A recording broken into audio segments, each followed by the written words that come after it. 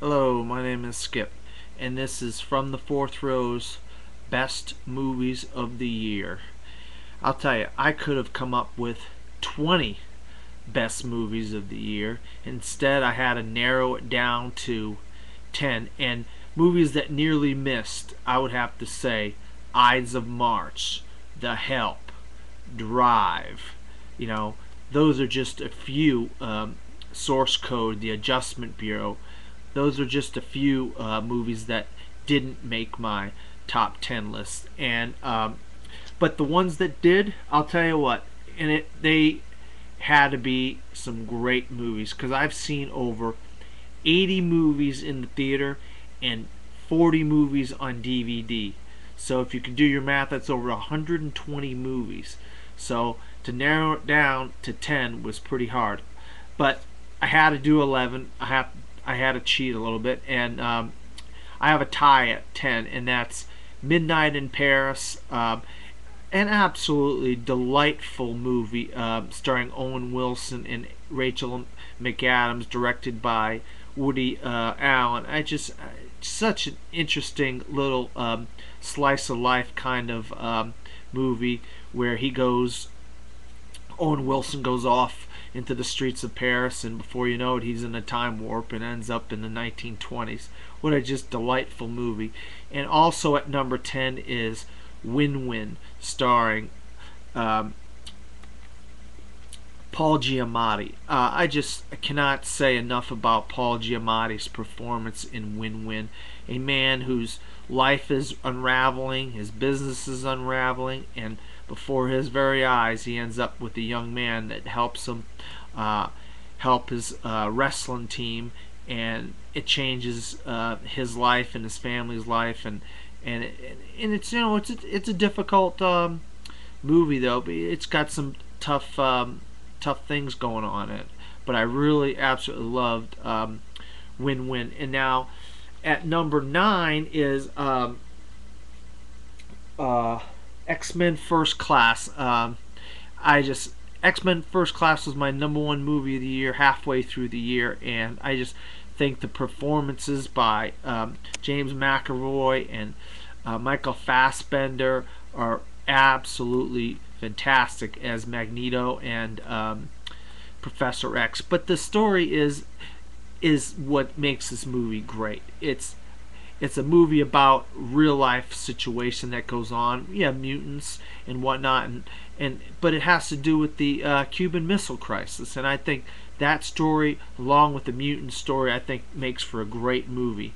And number 8 is Moneyball. I think Brad Pitt gives one of the best performances of the year as the GM of the Oakland A's, Billy Beane.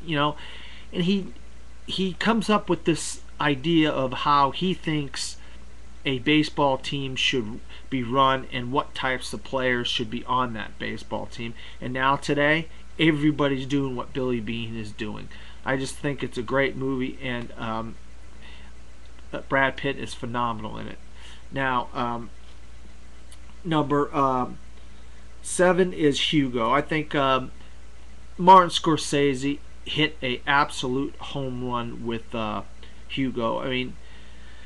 The little boy in it does a great job of portraying Hugo, and you also have Chloe Grace Moretz, a young girl that befriends him, and you have some really good supporting work by people like Ben Kingsley and Christopher Lee and Richard Griffiths and Emily Mortimer and Sacha Baron Cohen as the one-legged, he's got one leg in a cast, and he's running around trying to catch little kids that are stealing and stuff during the the train station in France. But there's an underlying story here about finding a key to a automaton and what that will lead to. And the 3D is fantastic, and I just can't say enough about Hugo. Now, my next movie is Harry Potter and the Deathly Hallows Part 2.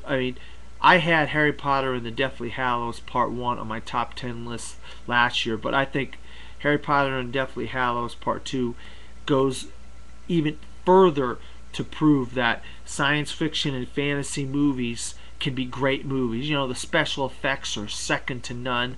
But Alan Rickman gives a great performance as Professor Snape, and you know, this is a great conclusion to a amazing series of movies and books. Now, number 5 is Warhorse. I mean, I cannot say enough about what a wonderful movie. Yes, there are sad scenes, and there's children that are crying, and this takes place during war. And I mean, this horse is amazing in this movie, and I mean, I think the Steven Spielberg did more than I could ever have imagined with a movie based around World War I in a horse, and the different places and things, where the horse ends up and whatnot. Now, number 4 is Tinker Tailor Soldier Spy. I mean, what an amazing cast in this movie of British stars, and a few up-and-comers like Tom Hardy and Benedict Cumberbatch. But the actor that really gives the performance of his career is Gary Oldman as the star, George Smiley, and such a nuanced, subtle performance. But all the little details in this movie just make for just a wonderful movie-making experience.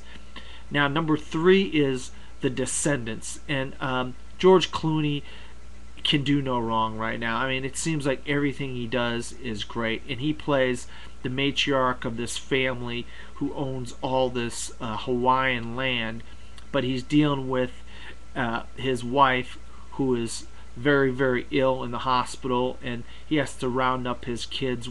His daughter is at a school for girls, and he's got another little daughter, and he doesn't know how to take care of these girls because his wife usually does it. And so he's dealing with the law aspect of dealing with his land and his family and so forth. And then there's an underlying story about maybe his wife was cheating on him with somebody else. I mean, just, it's so indicative of what the life is like right now. There's so many teenage girls and just greedy relatives. I mean, just a lot of the things in this movie you can relate to of what's going on today. Now, number 2 is just an unbelievable movie, and I think everybody should see Contagion. It's Steven Soderbergh's version of Disease movie's version of Traffic, which was his drug movie. And I think with this cast of Matt Damon, Gwyneth Paltrow, Kate Beckinsale, Kate Winslet, Jude Law, unbelievable. Lawrence Fishburne. I mean, there's some scares in this movie that rival some of the scariest movies you'll see, just because of you don't know that the things that you touch and the places that you go and the people that you see and the clothes that, you know, every little thing can be something that could cause a life-threatening disease that could factor, you know, millions and millions of people, and how far something like this could travel. And the science of this is true. And I cannot say enough for Contagion. This is a great movie, and it's one of the best movies of the year. But my number 1 movie of the year is a little indie, but it's got a lot of heart in it, and it's The Artist. And I cannot say enough about The Artist. John Desjardins plays George Valentin, and Bernice Burgeot plays Peppy Miller, and together these two make so much movie magic.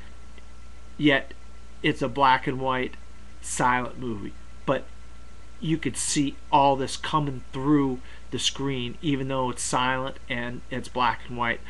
The black and white does this movie justice because you see all the details from the 1920s, the streets and the cars, and everything is lit so good that it just pops right out at you. It's got a little funny dog that runs around. It's got some really good performances by John Goodman and James Cromwell.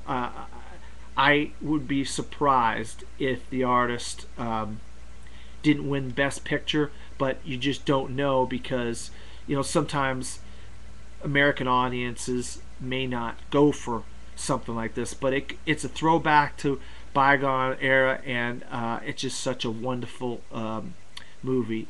And this is Skip, and this has been my top 10 movies of the year from the fourth row.